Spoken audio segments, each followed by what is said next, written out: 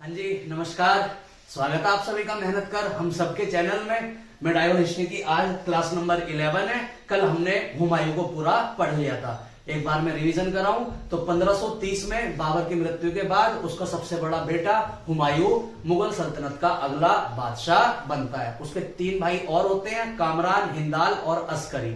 जब वो गद्दी पर बैठता है तो उसके सामने कुछ चुनौतियां होती हैं। सबसे पहला क्या, छोटा सा साम्राज्य, उसका भी 4 भागों में बंटवारा करना पड़ता है। दूसरा, धन दौलत की कमी होती है, उसको ऊपर से 4 भागों में बांटना पड़ता है। तीसरा, अफगानों से उसके लगातार विरोध होते हैं, लड़ाइयां होती हैं। और चौथा, इधर गुजरात का बहादुर शाह उससे पंगे ले रहा था। इन चारों को वो क्या कहते हैं, कैसे कैसे करके वो युद्ध करता है। 1531 में सबसे पहले वो कालिंजर का युद्ध लड़ता है, प्रताप देव से जीत जाता है। उसके बाद बहादुर शाह भाग जाता है। फिर वो 1532 में एक छोटा सा युद्ध लड़ता है दोहरिया का, लेकिन उसका खास इंपॉर्टेंस नहीं है। 1537 तक वो शांत रहता है। इस बीच एक दिन पन्ना नाम का वो शहर बसवाता है। 1538 में बंगाल जाता है, बंगाल जीत के उसका नाम जन्नताबाद रख देता है। 1539 में चौसा का युद्ध, चुनार के किले में उस समय ऑलरेडी शेर खान रहता है, तो चौसा का युद्ध वो शेरशाह सूरी से लड़ता है, जहां पर शेरशाह सूरी उसे पानी में भिगा भिगा के मारता है। हमने कल पढ़ा था। जैसे तैसे सिहाबुद्दीन की मदद से हुमायूं वहां पे अपनी जान बचा के भागता है। और 1540 में कन्नौज का एक युद्ध होता है, बिलग्राम का युद्ध कन्नौज में, और वहां पे हुमायूं को शेरशाह सूरी भारत से भगा देता है। 1540 में भगाता है और 1555 तक 15 साल हुमायूं निष्कासित जीवन जीता है। कभी पंजाब में रह रहा है, कभी वीर साल के यहाँ रह रहा है, कभी काबुल चला जाता है, कभी ईरान चला जाता है। और 15 साल बाद जब सूर्यवंश दोबारा से कमजोर हो जाते हैं तो वापस आक्रमण करता है। ये हमने कल अच्छे से डिटेल में पढ़ा था। आज हमें पढ़ना है सूर्यवंश को। ठीक है, अब सूर्यवंश को हम पढ़ना शुरू करते हैं, जिसमें सबसे प्रतापी जो इनका बादशाह आएगा वो आएगा शेरशाह सूरी। देखो समझो,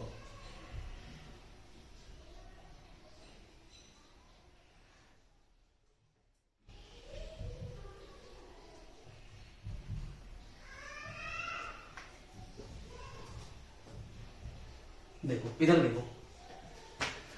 1526 से पहले की अगर हम बात करें तो ये लोदियों के हाथ में है, क्योंकि दिल्ली सल्तनत की गद्दी पर बैठे थे उन दिनों लोदी। ठीक है, तो लोदी दिल्ली में बैठ के अफगानों का पूरी तरह से फैलावा कर रहे थे। कौन थे ये? अफगानी थे। अब इब्राहिम लोदी दिल्ली में बैठ के अपने सारे राज्यों पे जो उसने कब्जा कर रखा है, अकेला तो जाके सब जगह कंट्रोल नहीं कर सकता। आज भी हमारे प्राइम मिनिस्टर मोदी जी हैं, लेकिन क्या सारे डिपार्टमेंट में खुद ही देख लेते हैं? नहीं, अलग अलग कैबिनेट मिनिस्टर्स बनाए गए हैं जो अपना अलग अलग डिपार्टमेंट्स को देखते हैं। ऐसे ही इब्राहिम लोदी दिल्ली में बैठा था, लेकिन क्या वो पूरे भारत पे अकेले निगरानी रख सकता था? नहीं। इसलिए बिहार की साइड में एक वंश था, जिस वंश का नाम था नुमानी वंश। किस नाम था? नुमानी वंश नाम का। ये नुमानी वंश लोदियों को ही रिप्रेजेंट किया करते थे। ठीक है, और लोदी ने बिहार में अफगानों के जो वंश पनपाया वो कौन सा वंश था? नुमानी वंश। ठीक है, ये नुमानी वंश लोदियों को ही रिप्रेजेंट किया करता था, इब्राहिम लोदी के अंडर में। अब हम जानते हैं 1526 में इधर से एंट्री मार देता है बाबर। बाबर आके लोदियों का पूरी तरह कर देता है काम तमाम। और जब लोदियों का काम तमाम कर देता है तो ये भी क्योंकि अफगान थे तो इनका भी कर देता है काम तमाम, नुमानी वंश का भी।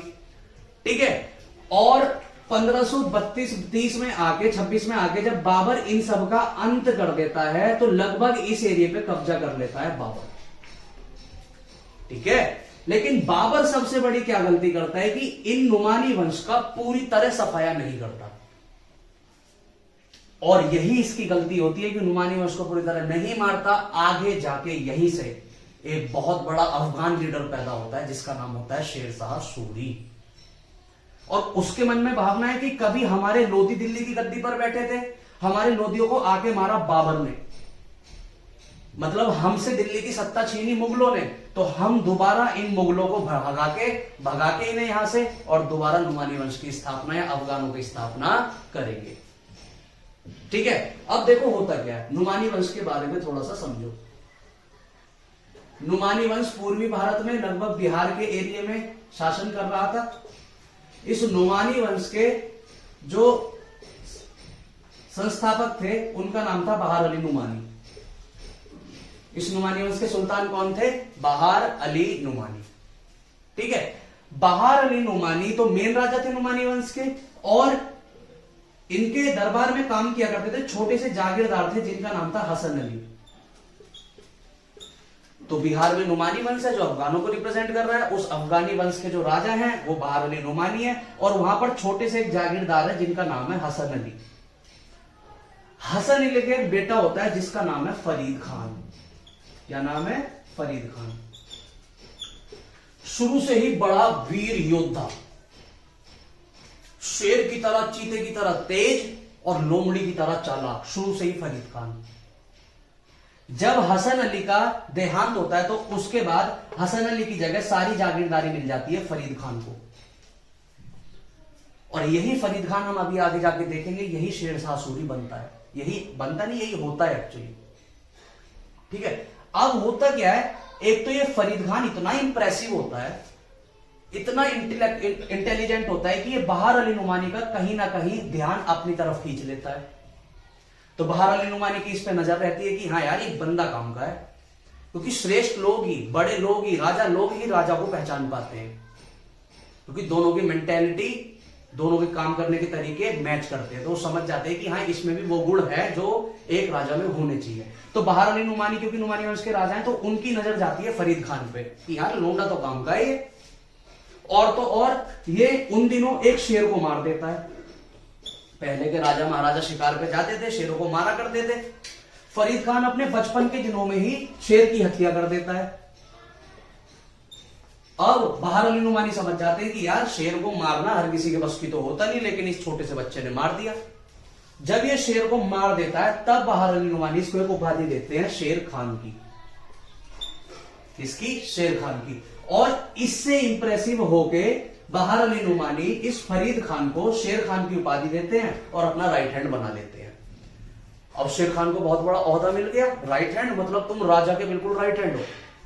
ठीक है, और बहार अली नुमानी अपने बेटे से कहीं ज्यादा विश्वास करने लगते हैं फरीद खान पे, शेर खान पे, क्योंकि शेर खान में वो सारी प्रॉपर्टीज, कैरेक्टरिस्टिक्स होती हैं जो एक राजा में होनी चाहिए। अब जब इनकी फाइल निपट जाती है बहार अली नुमानी की, तो उसके बाद नुमानी वंश की गद्दी को संभाल लेते हैं शेरशाह सूरी। समझ गए? शेरशाह सूरी अब गद्दी पर बैठ गया है। ठीक है, अब शेरशाह सूरी जब गद्दी पर बैठता है तो ये कहानी हो चुकी है बाबर के मरने से पहले ही, 1530 से पहले ही। 1530 से पहले शेरशाह सूरी नुमानी वंश का राजा बन जाता है। अब शेरशाह सूरी चाहता है बाबर से बदला लेने की, इन्होंने हमारे अफगानों को मारा। इतने 1530 में बाबर मर जाता है। बाबर की फाइल निपट जाती है, हमने बाबर को अच्छे से पढ़ लिया। अब जब बाबर मर जाता है तो बाबर की जगह गद्दी पर बैठ जाता है हुमायूं। तो हुमायूं का जाहिर सी बात है सीधा टकराव किससे होना है? शेरशाह सूरी, क्योंकि शेरशाह सूरी धीरे धीरे अपनी पावर बढ़ा रहा है और उसके मन में कहीं ना कहीं लालच है कि इन्होंने, मुगलों ने हमसे ही आके गद्दी छीनी है, हम दोबारा इनसे गद्दी छीनेंगे। इसलिए हमने देखा 1531 में जब हुमायूं को हमने कल पढ़ा, ये 1531 में कालिंजर जाता है। उसके बाद 1532 में इनमें छोटी सी एक झड़प होती है जिसको हम कहते हैं दोहरिया का युद्ध। दोहरिया का युद्ध, इस दोहरिया के युद्ध में हुमायूं शेरशाह सूरी को पराजित कर देता है। और शेरशाह सूरी, मैंने बताया, बहुत मास्टर प्लान तरीके से काम करता है। शेरशाह सूरी समझ जाता है कि हुमायूं अभी मजबूत है, तो ये चुपचाप हुमायूं की सारी शर्तें मान लेता है, समझौता कर लेता है और पीछे चला जाता है। अब 1532 से लेके 1537 तक हुमायूं एक भी युद्ध नहीं करता, हमने कल देखा, एक भी युद्ध नहीं करता। 1538 में जाता है वो बंगाल। हुमायूं बंगाल गया था और बंगाल का उन दिनों कंट्रोलर बन चुका था शेरशाह सूरी, क्योंकि शेरशाह सूरी इस समय तक 1538 से पहले बिहार के साथ साथ बंगाल को भी जीत लेता है। और बंगाल क्यों जीत लेता है, हमने लास्ट के लेक्चर्स में कई बार इस चीज को देखा भी, क्योंकि बंगाल एक व्यापारिक राजधानी है। सारे पूर्वी देशों से हमारा व्यापार बंगाल के रास्ते से ही हुआ करता था, तो ऐसी जगह पर एक राजा कंट्रोल करना जरूर चाहेगा। तो शेरशाह सूरी ने बंगाल को जीत लिया। लेकिन 1538 में आता है हुमायूं, और हुमायूं बंगाल को जीत के शेरशाह सूरी को एक बार फिर हराता है। एक बार शेरशाह सूरी दोहरिया के युद्ध में हारता है, दूसरी बार बंगाल उसके हाथ से चला जाता है। अब शेरशाह सूरी के जो है ना, कहीं ना कहीं ठेस पहुंचती है कि यार मैं वैसे अफगानों का सरदार हूं और मैं हुमायूं से 2 बार ऑलरेडी हार चुका हूं। अब हुमायूं भी सोचता है कि क्या बार बार इसे छोटे छोटे युद्ध में हराना, इसको सीधा घेरते हैं। तो 1538 में जब शेरशाह हार जाता है ना, तो ये चला जाता है अपने, हमने देखा इसका किला था, कौन सा किला, चुनार का किला। तो ये हारने के बाद अपने किले में चले जाता है, चुनार के किले में। ठीक है, अब होता क्या है, 1539 में जब हुमायूं बंगाल से वापस आता है तो इनमें चौसा का युद्ध होता है। इस युद्ध में शेरशाह सूरी इतना भारी पड़ जाता है कि हुमायूं को पानी में भिगा भिगा के मारता है, भगा भगा के मारता है। कल हमने समझा जिस कैसे कैसे करके हुमायूं यहां से अपनी जान बचा के वापस आगरा पहुंचता है। लेकिन शेरशाह सूरी समझ जाता है अभी हमारी पावर ज्यादा है, हुमायूं डर के भाग रहा है, तो 1540 में इस पर दोबारा अटैक कर देता है। और 1540 में इन पे एक युद्ध होता है, कौन सा युद्ध, बिलग्राम का युद्ध। और बिलग्राम के युद्ध में शेरशाह सूरी हुमायूं को भारत से भगा देता है और दिल्ली की गद्दी पर एक नया वंश की स्थापना हो जाती है मुगलों के बीच में, जिसको हम क्या बोलते हैं, सूरवंश। और इस सूरवंश का संस्थापक कौन होता है, शेरशाह। जब ये दिल्ली की गद्दी पर बैठता है तो दिल्ली में हमने देखा होगा, ये पुराना किला है दिल्ली में, पुराने किले का निर्माण करवाता है शेरशाह सूरी, पुराने किले का निर्माण करवाता है। उस पुराने किले के अंदर एक मस्जिद भी बनवाता है। ठीक है, पुराना किला ये रहा काफी, अब तो खैर उसकी कंडीशंस बहुत खराब हो गई है, लेकिन कई बार क्वेश्चन अगर आप ना भी पूछे तो आपको नॉलेज के लिए पता होना चाहिए कि दिल्ली का पुराना किला कौन बनवाता है, शेरशाह। कब, जब वो हुमायूं को भगा देता है और दिल्ली में शासन करता है। ठीक है, और तो और दिल्ली की गद्दी पर बैठने के बाद ये अपने आप को एक उपाधि दे देता है, हजरत आला। हजरत आला, सबसे श्रेष्ठ। हजरत आला मतलब I am only the best. अपने आप को पावर देता है, हजरत आला की उपाधि दे देता है, टाइटल दे देता है। ठीक है, अब देखिए इसके बाद जब ये दिल्ली की गद्दी पर बैठता है तो अब ये साम्राज्यवादी नीति, हर कोई राजा चाहेगा कि मेरा साम्राज्य बड़ा हो, मैं अपने साम्राज्य को थोड़ा बड़ा करूं। तो अब शेरशाह सूरी दिल्ली की गद्दी पर बैठ के इसको तसल्ली नहीं है, अब ये चाहता है कि मैं अपने सूरवंश को और ज्यादा बड़ा करूं, आसपास के जितने भी साम्राज्य हैं, मेरे आसपास के जितने भी साम्राज्य, सबको मैं जीत के और अपने वंश में मिला लूं। इस क्रम में लड़ना शुरू कर देता है। अब देखो ये कितनी लड़ाई करता है शेरशाह सूरी, देख रहे हो, बिल्कुल छोटे से जागीरदार का बेटा और आगे जाके दिल्ली की गद्दी पर बैठा। हमने क्या पढ़ा, 1532 में टाइमलाइन देखे तो इसका दोहरिया का युद्ध होता है, उसमें ये हारता है हुमायूं से। 1538 में बंगाल का युद्ध होता है, उसमें भी ये हारता है हुमायूं से। लेकिन 1539 में चौसा का युद्ध होता है, चौसा के युद्ध में हुमायूं को भगा देता है। और 1540 में बिलग्राम के युद्ध में हुमायूं को जीत के भारत से ही अलविदा कहने पर मजबूर कर देता है। लगातार शेरशाह सूरी युद्ध लड़ रहा है। अब जब ये 1540 में गद्दी पर बैठ जाता है तो पुराने किले का निर्माण करवा देता है इधर, और साथ में हजरत आला की अपने आप को उपाधि देता है। ठीक है, अब देखो इसके सामने समस्या क्या है जब ये गद्दी पर बैठता है। जहां ये बिहार में गद्दी पर बैठ रहा था ना इतने दिनों अफगानों के समय, वहां पर एक लोकल, अगर झारखंड वाला जो एरिया है, बिहार वाला आज का जो एरिया है, वहां पर एक जाति थी गक्खर जाति। कौन सी जाति के लोग रहा करते थे उस समय, गक्खर जाति। ये गक्खर जाति के लोग हैं ट्राइबल्स, जो जंगली जीवन जीते हैं और लूट पाट पे बहुत ज्यादा विश्वास रखते हैं। शेरशाह सूरी के समय से ये झारखंड और बिहार वाले एरिया पे जब भी मर्जी आते थे, बहुत दरिंदगी के साथ, बहुत ही गलत तरीके के साथ लोगों को मारते थे और धन दौलत लूट के ले जाया करते थे। शेरशाह सूरी इस चीज से बहुत परेशान था कि वो गक्खर जातियों का कैसे निपटारा करे। तो जैसे वो 1540 में जब भारत में बैठता है तो 1541 में सबसे पहले वो गक्खर जातियों के खिलाफ युद्ध लड़ता है। क्यों लड़ रहा है गक्खर जातियों के खिलाफ? क्योंकि उन्होंने बिहार झारखंड वाले एरिया को इतना डिस्टर्ब कर रखा था, लोगों के अंदर डर बैठा दिया था इन्होंने। ये आते थे, लूटपाट करते थे और लोगों को बड़ी दरिद्री के साथ मारा करते थे। तो शेरशाह सूरी इनको निपटाना चाहता था, तो वो क्या करता है, राजा बनते के अगले साल ही, जैसी दिल्ली की गद्दी में 1540 में हुमायूं को भगा के बैठता है, 1541 में जाता है बिहार और गक्खर जातियों से एक उसकी मुठभेड़ होती है। गट्खर जातियों को वो आसानी से मार काट के हरा देता है, क्योंकि पूरी दिल्ली की आर्मी अब इसके हाथ में आ चुकी है, क्योंकि दिल्ली गद्दी पर बैठ चुका है। प्लस इसके बिहार में जितने भी अफगान थे वो इसके साथ थे, उनके साथ इन गट्खर जातियों पर अटैक कर देता है और इनको बिहार झारखंड से लगभग भगा देता है, खदेड़ देता है। लेकिन अब शेरशाह सूरी जानता था कि अब मैं बिहार में नहीं बैठूंगा, मैं तो दिल्ली की गद्दी पर बैठूंगा।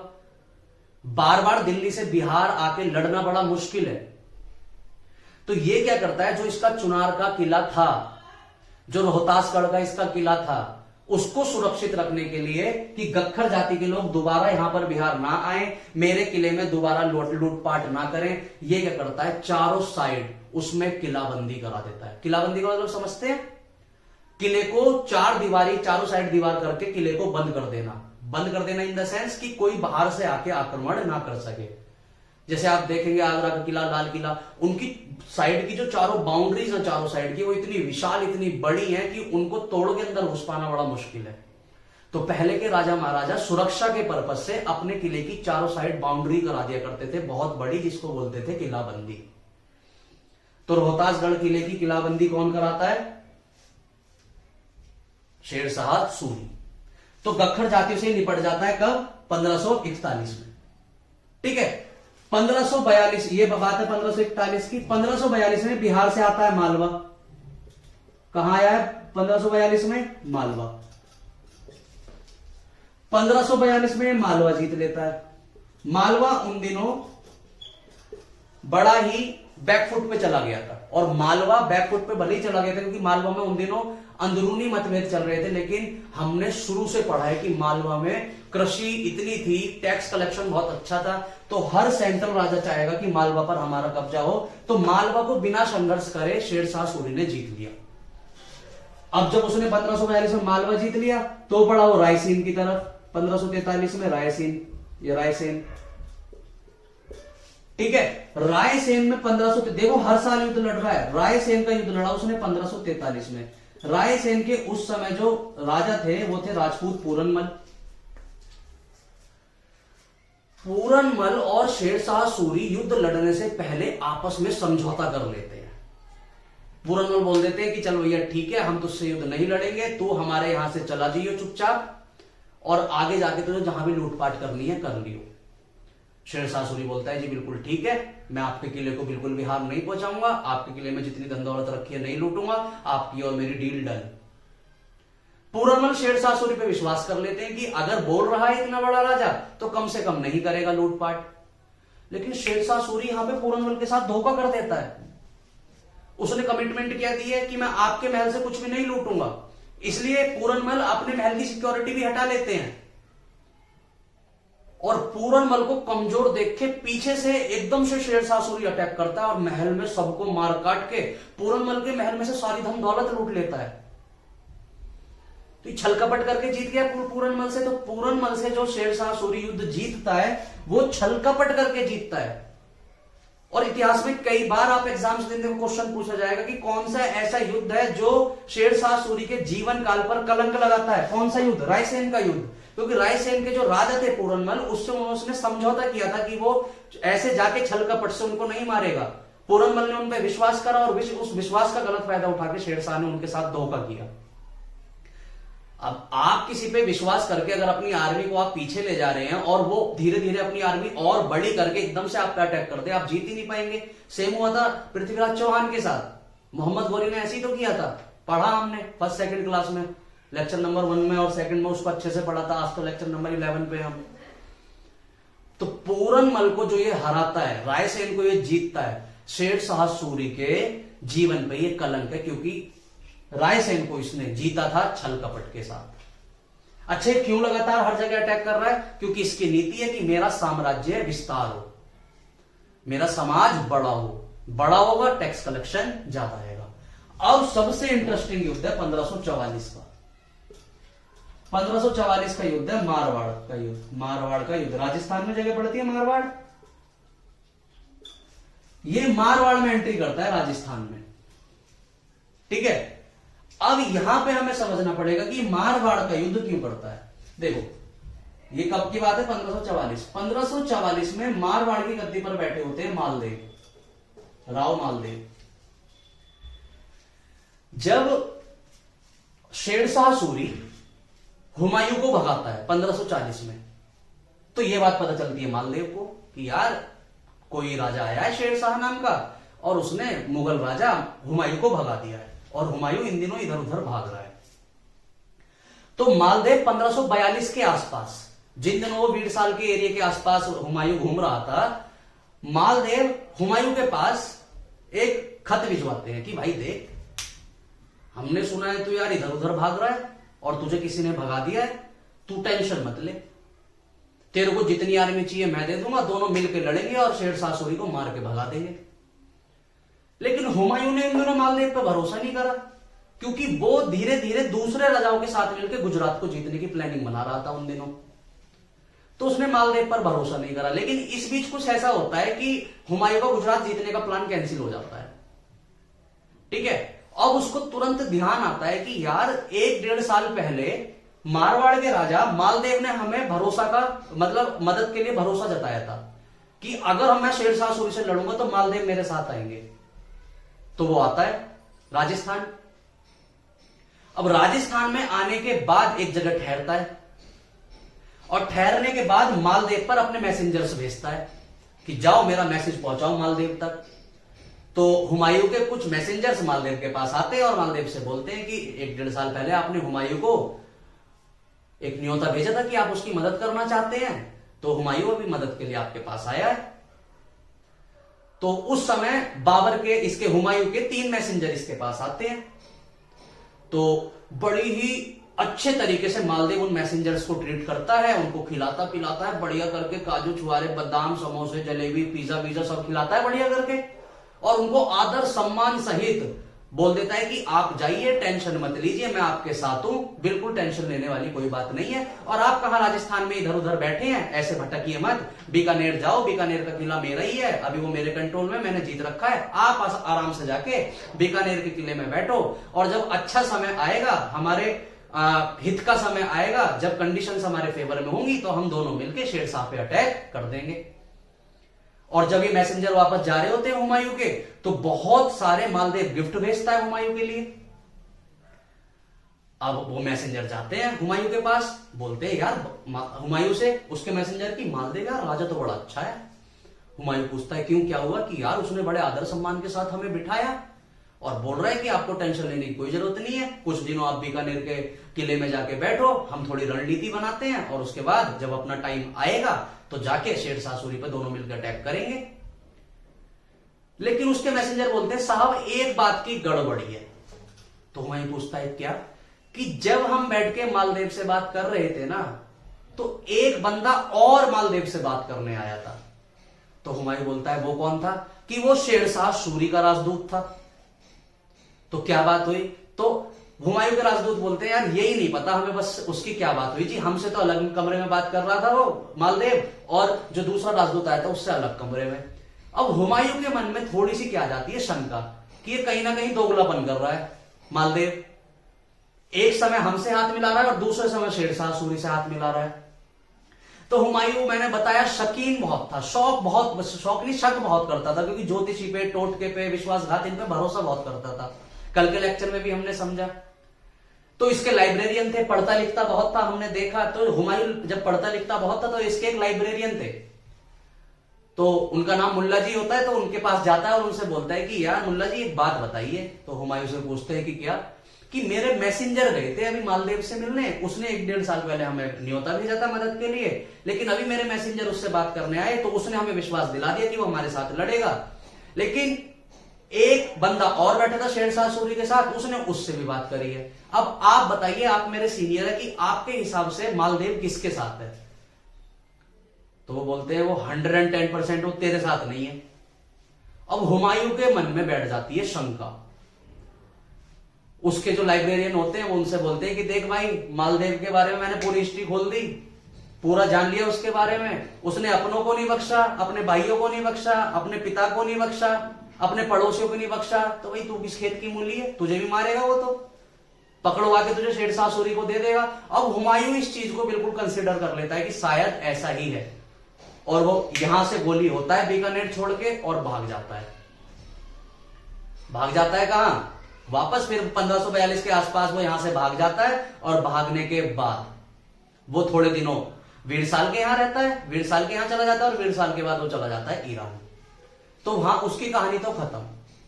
अब इधर क्या होता है 1544 में, 1544 में मालदेव का युद्ध होता है शेरशाह सूरी से। मालदेव का युद्ध किससे होता है? शेरशाह सूरी से। अब सबसे पहले समझो ये युद्ध हो क्यों रहा है। इस युद्ध के होने के कारण सबसे पहले तो दोनों की साम्राज्यवादी नीति, कि मालदेव चाहता है अपने साम्राज्य को बढ़ाना, शेरशाह सूरी चाहता है अपने साम्राज्य को बढ़ाना। तो साम्राज्य को बढ़ाने के चक्कर में एक दूसरे में क्या हो रही है? युद्ध हो रहा है। दूसरा इसमें युद्ध का कारण था कि जो मालदेव था, मालदेव दिल्ली की सीमा को टच कर रहा था, दिल्ली की सीमा तक पहुंच चुका था। हम ऐसे लिख सकते हैं, सीमा तक लगभग पहुंच चुका था, लगभग पहुंच चुका। तो दूसरा कारण पहुंच चुका था कि शेरशाह सूरी नहीं चाहेगा कि कोई भी राजा आके मेरी जस्ट राजधानी के पास तक आके साम्राज्य को जीत ले। दूसरा कारण ये।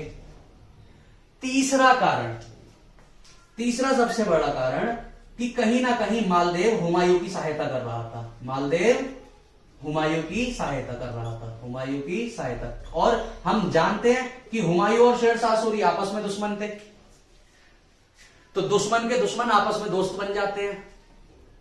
ठीक है, तो हुमायूं का दुश्मन कौन है? शेरशाह सूरी। लेकिन हुमायूं का दोस्त कौन है? मालदेव। तो शेरशाह सूरी का भी दुश्मन अपने आप कौन हो जाएगा? मालदेव।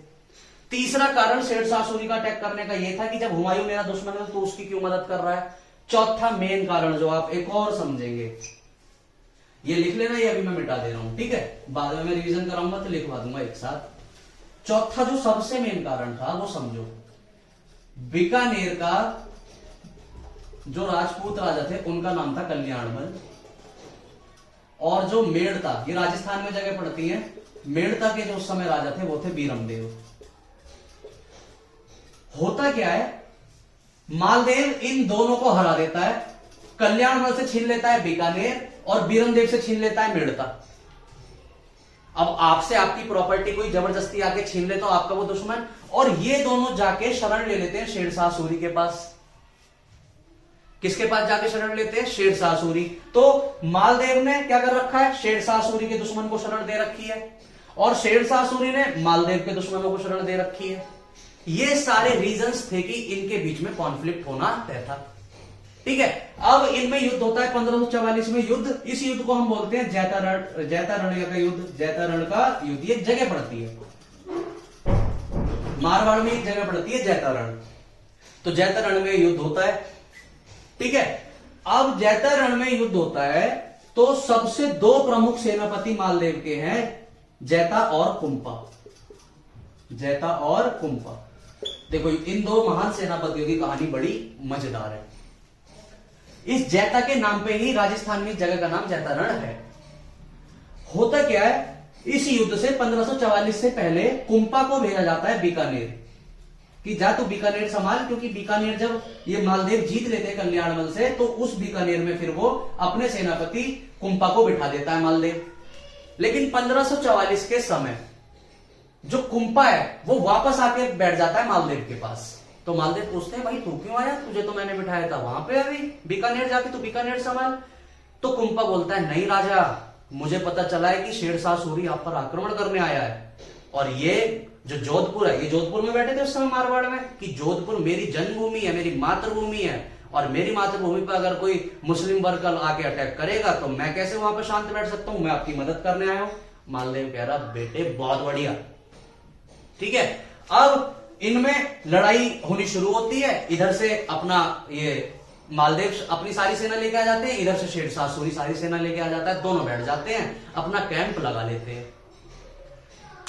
अब शेरशाह सूरी देखता है कि यार गलत फंस गए, यहां आके बैठ गए, उसकी आर्मी इतनी बड़ी है, हमारी आर्मी इतनी छोटी है, हम मालदेव को हराएंगे कैसे?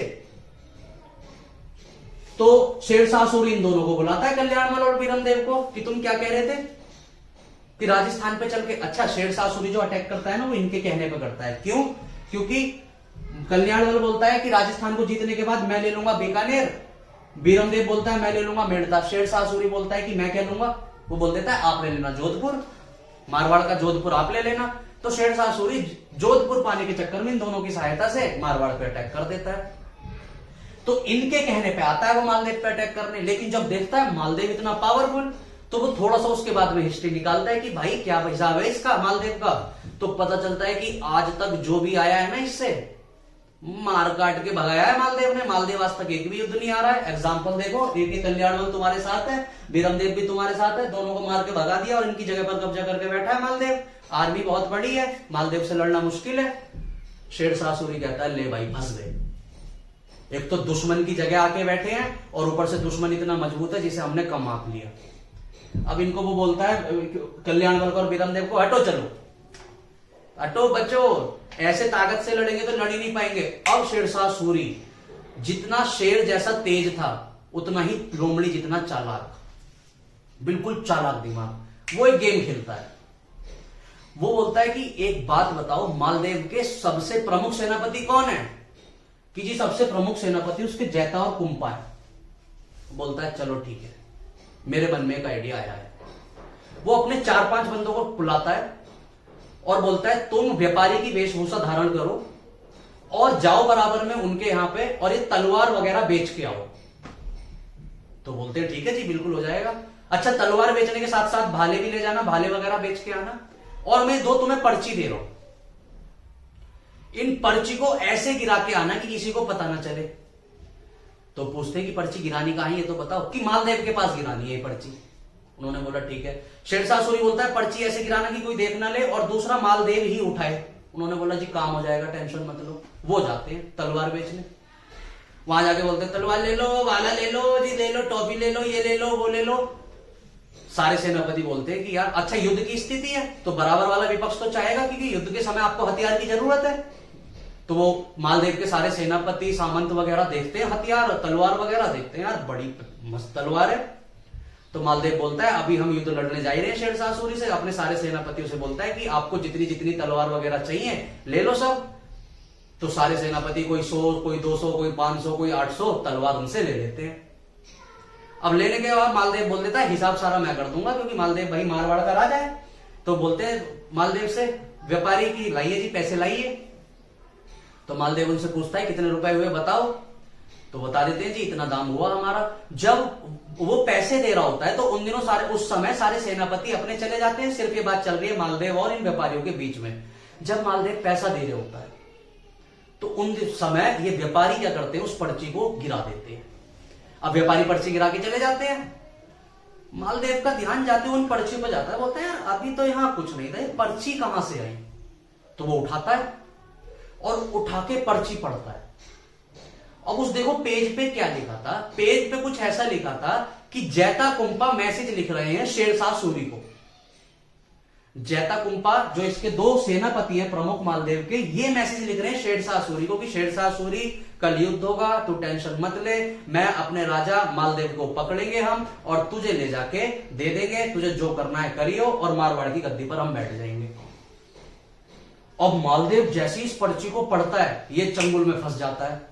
मालदेव को लगता है कि जो मेरे सबसे बहादुर 2 सेनापति हैं, जो सबसे भरोसेमंद सेनापति हैं, वही मेरे साथ भाई नमक हरामी कर रहे हैं, युद्ध लड़ने के लिए कह रहे हैं और युद्ध लड़ने के साथ साथ और जाके व्यवस्था कर लिए सारी शेरशाह सूरी के से मुझे मरवाएंगे। मालदेव समझ जाता है भाई पंगा हो गया है, सारी बात क्या हो गई है, खराब हो गई है। वो जैता और कुंपा को छोड़ के अपने बाकी सारे सेनापतियों को बुलाता है और बोलता है देखो भाई नमक हरामी की गई है अपने साथ, और अपने साथ नमक हरामी की गई है और अपने को वापस पीछे हटना पड़ेगा क्योंकि जैता कुंपा शेरशाह सूरी के साइड हो गए, वो अपनी साइड नहीं है। सब सेनापति बोलते हैं कि ऐसा नहीं हो सकता। वह कैसे नहीं हो सकता, पर्ची देखो हो गया ऐसा। जैता कुंपा बुलाए जाते हैं, वो बोलते हैं कि यार तेरी सौगंध भाई, हम ऐसे जाके क्यों करेंगे, हम दुश्मन से क्यों मिलेंगे, हम तेरे साथ हैं। मालदेव बोलता है नहीं, अब तो तुम्हारा सच पकड़ा गया।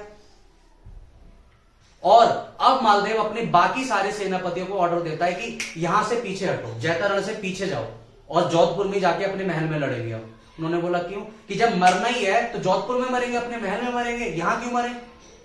और तो और यहां पर मालदेव के माइंड में एक चीज और स्टक हुई, जब हम किसी पे शक करते हैं ना तो हमारा माइंड अपने आप ही हमें पता नहीं कहां कहां लेके चला जाता है।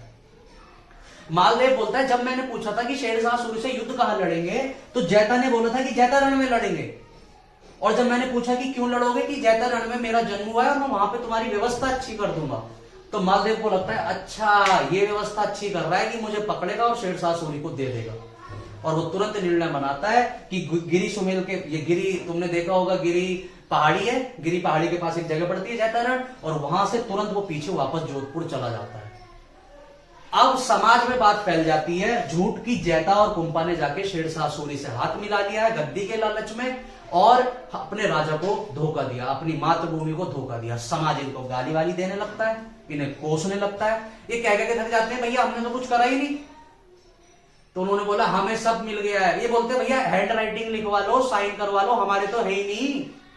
उन्होंने बोला नहीं, हैंड राइटिंग सब बाहर में गई, तुम्हारा सच खुल गया। इन्होंने बोला कि चलो अब जब कलंक लगी गया है तो अपनी मातृभूमि के लिए लड़ते हैं। अगले दिन शेरशाह सूरी समझ चुका था कि इनमें फूट पड़ गई है। मैंने बताया ना लोमड़ी जैसा चालाक था। तो जो सबसे बहादुर सेनापति थे मालवा इसके मालदेव के, वो जैता और कुंपा थे, और इनमें फूट पड़ गई। तो मालदेव तो चला गया अपनी आर्मी के साथ पीछे। उधर से शेरशाह सूरी अगले दिन 1544 में 80,000 की आर्मी लेके जैता और कुंपा पे अटैक करता है। और जैता और कुंपा पे मात्र 12,000 सैनिक होते हैं। 12,000 सैनिक से के साथ जैता और कुंपा इतनी बहादुरी से लड़ते हैं कि उनके 80,000 सैनिकों को लगभग धूल चटा देते हैं। लेकिन इन अफगानों की और मुस्लिमों की, मुगलों की, इनकी सबकी एक युद्ध लड़ने की खासियत हुआ करती थी कि ये सारी आर्मी अपनी एक साथ नहीं उतारते थे। ये अपनी बहुत छोटी संख्या में आर्मी उतारा करते थे और बड़ी संख्या में आर्मी को पीछे बैकअप पे रखते थे। और अपने यहां क्या होता था कि एक ही बार में सारी आर्मी को उतार दिया जाता था। तो हमारी आर्मी पहले से युद्ध लड़ रही है, तो हमारी आर्मी अभी थक चुकी है। अब जब लगभग जैता और कुंपा युद्ध को जीत चुके थे, तब वहां से शेरशाह सूरी अपनी दूसरी आर्मी को भेजता है और उसका मुख्य सेनापति दूसरी आर्मी के साथ अटैक करता है। वो बिल्कुल फ्रेश है और इधर जैता कुंपा की सैनिक लड़ते लड़ते थोड़े थक चुके हैं। और जब दूसरी आर्मी बैकअप से पीछे आती है, तब इस युद्ध में जैता कुंपा बहादुरी से लड़ते हुए मारे जाते हैं। लेकिन लगभग 12,000 सैनिकों के साथ शेरशाह सूरी के छक्के छुड़ा देते हैं। लेकिन फाइनली उस वाले एरिया पे फिर क्योंकि सिर्फ इनकी संख्या बहुत कम रह जाती है, तो इनकी हो जाती है मृत्यु और हार। और इस तरीके से इस एरिया पर जो कब्जा कर लेता है वो कर लेता है शेरशाह सूरी। समझे? तो जैता कुंपा हारे, गोरा बादल हारे। आप इतिहास में जितने भी सेनापतियों का नाम देखेंगे वो सारे हारे हुए सेनापति होंगे, क्योंकि जीतता तो हर कोई है, लेकिन ये जानते हुए लड़ना कि हम 12,000 और वो 80,000। भाई अंदर से गूदा चाहिए ना लड़ने के लिए कि मौत तुम्हारी निश्चित है, तुम फिर भी लड़ रहे हो। ये हर किसी के कहां बस की होता है। जैता कुंपा लड़े और देखिए जब तक इतिहास पढ़ा जाएगा जैता कुंपा का नाम अमर रहेगा। हम यूपी वगैरह में तो इनकी कहानी नहीं सुनते, लेकिन यूपी मारवाड़ एरिया के आसपास आप जाएंगे ना, जैता रणलिया, भजनों में, गीतों में इनके नाम है डेली के। बहुत फेमस वहां की ये क्या कहते हैं लीडर्स हैं। हम भले नहीं जानते क्योंकि हमारे इतिहास में पता नहीं ऐसे लोगों को जगह ही नहीं दी गई। मेडाइवल हिस्ट्री में पूरा मुगलों से भर दिया, दिल्ली सल्तनत से भर दिया, इतने महान महान युद्ध हैं इनके बारे में बताया ही नहीं गया। पता नहीं कैसे हिस्ट्री लिखी गई है। चलिए ठीक है, तो क्या जीत जाता है 1544 में? ये 1544 में जीत जाता है मारवाड़। अब देखो अगर आपसे पूछे, क्योंकि ये युद्ध थोड़ा मेन है, कि क्या कारण रहे उसके हार के, कारण अगर आपसे कोई पूछे कि मालदेव की हार के क्या कारण रहे, तो सबसे पहला तो यही होगा कि यार मालदेव कानों का इतना कच्चा निकला कि वो एक चिट्ठी के माध्यम से ही अपने सबसे कुशल सेनापतियों पे उसने भरोसा तोड़ दिया। यहां पर दिख रही है क्या कि मालदेव कितना कानों का कच्चा था, कितनी जल्दी वो भ्रम में पड़ जाया करता था। वो उसे देखना चाहिए था कि यार जैता कुंपा इतने लंबे समय से हमारे साथ लड़ रहे हैं, वो एकदम से जाके शेरशाह सूरी से क्यों मिलेंगे। लेकिन उसने सिर्फ एक चिट्ठी की बात सुनी, अपने सैनिकों की बात नहीं सुनी। पहला कारण ये कि कानों को बहुत कच्चा निकला। दूसरा, उसने अपने आस पड़ोसी से जाके इतनी लड़ाइयां कर ली थी। अरे बराबर में बीकानेर है, तुझे क्या जरूरत थी बीकानेर जीतने की? तेरा जोधपुर इतना बड़ा था, मेड़ता को जाके जीत लिया। अबे तू जीतता भी तो कोई प्रॉब्लम नहीं, जीतने के बाद उनको कम से कम उनके किले दे देता, तो वो शेरशाह सूरी के शरण में तो नहीं जाते। और अगर वो शेरशाह सूरी के शरण में नहीं जाते तो शेरशाह कभी मारवाड़ पर अटैक नहीं करता। मारवाड़ पर अटैक करने के लिए तो उसको बीरमदेव और कल्याणमल ने बुलाया था ना, वरना तो कभी आता ही नहीं।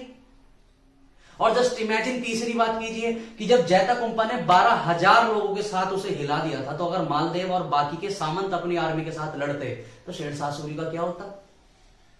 कोई सवाल ही नहीं था कि शेरशाह सूरी इस युद्ध को जीत जाता।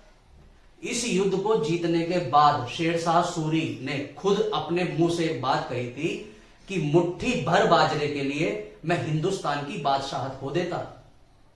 क्यों? क्योंकि उसने जैतरन जीता, मारवाड़ जीता। मारवाड़ में क्या होता है? बालू होता है, सारी रेतीली मट्टी है, और भी कुछ नहीं है। वहां पे पहाड़ है, मट्टी है, और मट्टी में भी बालू बहुत है, ऐसी जगह खेती होती नहीं। तो मुट्ठी भर रेत को जीतने के चक्कर में वो हिंदुस्तान की बादशाहत खो देता। मतलब जैसे तैसे करके मारवाड़ जीत गए, अगर हार जाते तो मेरे हाथ से दिल्ली भी जाती और आगरा भी जाता, हिंदुस्तान की बादशाहत चली जाती। इतना घाटा लगा इसको, शेरशाह सूरी को इस युद्ध में इतना घाटा लगा, पूछो मत, दुनिया भर का घाटा लगा। इसलिए वो बोलता भी है कि मुट्ठी भर बाजरे के चक्कर में मेरे हाथों से मेरी हिंदुस्तान की ही बादशाहत चली जाती। क्योंकि मारवाड़ को जीतने के बाद उसको मुट्ठी भर बाजरा ही मिला था, उससे ज्यादा कुछ नहीं मिला था, क्योंकि जमीन सारी क्या थी? अनुपजाऊ। समझे? तो 1544 का मारवाड़ का युद्ध याद रखना, जैतरन का युद्ध। इतना डिटेल में होता नहीं है मेडाइवल हिस्ट्री में, लेकिन क्योंकि हमारे भारत की इतिहास आपको पता होना चाहिए, इसलिए मैं इन पे थोड़ी लंबी चीजें आपको बता देता हूं। अब लास्ट है 1545। अच्छा, कारण हमने देख लिया। कारण यही है कि उसकी आपसी दुश्मनी बहुत थी, वो कानों का बड़ा कच्चा निकला। ठीक है। तीसरा, उसने हुमायूं का साथ दिया जो उसका दुश्मन था। यही सारे कारण थे कि वो युद्ध लड़ा और हारा। अब देखिए 1545, अब हमने क्या क्या पढ़ लिया देखो। 1532 में शेरशाह सूरी लड़ता है हुमायूं से दोहरिया का युद्ध। 1538 में लड़ता है बंगाल का युद्ध, इन दोनों में हारता है शेरशाह सूरी। 1539 में बिहार में लड़ता है चौसा का युद्ध, इसमें हुमायूं भाग जाता है चौसा छोड़ के। 1540 में बिलग्राम का युद्ध, बिलग्राम के युद्ध में हुमायूं जीत जाता है। हुमायूं कह रहा हूं, शेरशाह सूरी। 1541 में लड़ता है वो गख्खर जातियों से, गख्खर जाति बहुत परेशान कर रही थी, उनसे लड़ता है। 1542 में वो लड़ता है, मालवा जीत जाता है। 1543 में वो रायसेन बड़े छल कपट से जीतता है, पूरनमल से। 1544 में मारवाड़ जीत जाता है। मारवाड़ जीतता है किससे? मालदेव से। रायसेन जीत रहा है पूरनमल से, और मारवाड़ जीत रहा है मालदेव से। अब इसके बाद 1545 कालिंजर का युद्ध। कालिंजर का युद्ध, ये इसके जीवन का आखिरी युद्ध होता है। और कालिंजर जगह कहां पड़ती है? एमपी में, मध्य प्रदेश। और मध्य प्रदेश का राजा उस समय, ये कालिंजर का राजा कौन होता है? कीरत सिंह, राजा कीरत सिंह। अब देखो इसको, देखो कीरत सिंह एक दिन शेरशाह सूरी को भोज पे बुलाते हैं पार्टी में 1545 में कि आओ यार शेरशाह सूरी, तुम दिल्ली के बादशाह हो तो आप आओ। आपने देखा होगा जो बड़े नेता होते हैं उनसे हर कोई छोटे छोटे नेता अपनी बातचीत बनाना चाहते हैं, सो दैट अगर उन छोटे साम्राज्य पर कोई अटैक करे तो वो बड़ा राजा उनके साथ लड़ने आ जाए। तो कीरत सिंह बुलाते हैं शेरशाह सूरी को कि कभी भोज पे आओ, चाय समोसे बैठते हैं, अपनी सारी थकान मिटाते हैं, शाम को गिलास लेके बैठते हैं। तो शेरशाह सूरी जाता है कीरत सिंह के पास कालिंजर 1545 में। अब जब शेरशाह सूरी जाता है तो कीरत सिंह उसके लिए पूरी मस्त व्यवस्था करते हैं, बैठने बैठने की, पूरा ऑर्केस्ट्रा, डांस वगैरह की सारी चीजों की बिल्कुल तैयारी की जाती है। अब कीरत सिंह और शेरशाह सूरी बैठ के पी रहे होते हैं, बढ़िया मशगूल हो रहे होते हैं, और सामने ऑर्केस्ट्रा चल रही होती है, लड़के का डांस। अब उसमें एक लड़की शेरशाह सूरी को पसंद आ जाती है। अब शेरशाह सूरी कहता है कीरत सिंह से, भाई यार वो लड़की चाहिए। कीरत सिंह बोलता है नहीं यार, इसको मैंने बहुत पैसे में मंगवाया है, ये तो मेरे महल में डांस करती है, इसको तो मैं नहीं दे सकता। शेरशाह सूरी ने बोला वो लड़की मेरे को चाहिए। कीरत सिंह ने बोला नहीं दे सकता भाई। शेरशाह सूरी ने बोला युद्ध होगा। कीरत सिंह ने बोला ठीक है। देख रहे हो, लड़की के लिए शेरशाह सूरी कालिंजर का क्या कर देता है? युद्ध। किससे? कीरत सिंह से। कीरत सिंह भी पागल है, फैन है उसके, पड़े हुए हैं बुरी तरह प्यार प्रेम चक्कर में। और दोनों में हो जाता है युद्ध कालिंजर का युद्ध। शेरशाह सूरी चाहता है उस डांसर को अपनी तरफ लेना, और इधर चाहते हैं कीरत सिंह की वो मेरे पास रहे। और इधर से शेरशाह सूरी तोप वगैरह लेके आता है और कीरत सिंह पे हमला करता है। देख रहे हैं लड़की के चक्कर में राजा महाराजा नहीं बचे, हम तो किस खेत की मूली है। ठीक है, अब ये क्या करता है, बहुत बड़ी तोप लाता है और तोप छोड़ता है दबा के कीरत सिंह की आर्मी पर। एक तोप का गोला आ जाता है और बराबर में जहां इसका सारा बारूद भरा होता है उस पर आके टकरा जाता है और फट जाता है। बराबर में खड़ा होता है शेरशाह सूरी, शेरशाह सूरी के चीथड़े उड़ जाते हैं और चीथड़े उड़ जाते हैं और 1545 के कालिंजर के युद्ध में शेरशाह सूरी मारा जाता है। समझे? तो दूर रहने में फायदा है। ठीक है, तो ये शेरशाह सूरी के जीवन काल के युद्ध। लेकिन आप इमेजिन कीजिए कि कितना वीर अपने समय का ये सुल्तान रहा होगा कि इसने इतने युद्ध लड़े, कितना इस पे पैसा बर्बाद इसने किया होगा, कितनी आर्मी मरी होगी। ठीक है, इस पे जो कलंक लगाता है वो कौन सा युद्ध लगाता है पूरनमल रायसेन वाला, क्योंकि इसने क्या करा था, छल कपट से। और सबसे ज्यादा घाटा इसको कहां लगा था, मारवाड़ के युद्ध में। मारवाड़ के युद्ध जीतने के बाद इसने क्या बोला था कि मुट्ठी भर बाजरा जीतने के चक्कर में मैं हिंदुस्तान की बादशाहती खो देता। और सच में वो खो देता, क्योंकि मारवाड़ अगर जीत जाता मालदेव तो शेरशाह सूरी को भगा देता और जाके दिल्ली और आगरा पर भी कब्जा कर लेता, है ना। तो ये शेरशाह सूरी के जीवन काल के युद्ध है। हो जाएंगे याद सारे? ठीक है, अब नेक्स्ट लेक्चर में हम इसकी प्रशासनिक सारी चीजें पढ़ लेंगे। इसने बहुत सारे सुधार किए थे। ग्रांड ट्रंक रोड, आपने जीटी रोड का नाम सुना होगा, वो इसी ने बनवाई थी। ठीक है, पाटलिपुत्र आपने देखा ना, पाटलिपुत्र सबका नाम अगर पटना बदल के रखा सबसे पहले तो वो इसी ने रखा था, शेरशाह सूरी, जो आज बिहार की राजधानी है। इसने न्याय व्यवस्था बड़ी अच्छी करी, कानून इतने ठोस बनाए कि कोई पुलिस व्यवस्था बड़ी अच्छी करी, गुप्तचर व्यवस्था, वो सारी चीजें हम कल इसकी पढ़ लेंगे। इवन भारत में रुपया भी सबसे पहले इसी ने चलाया था, जो आज हमारी करेंसी है।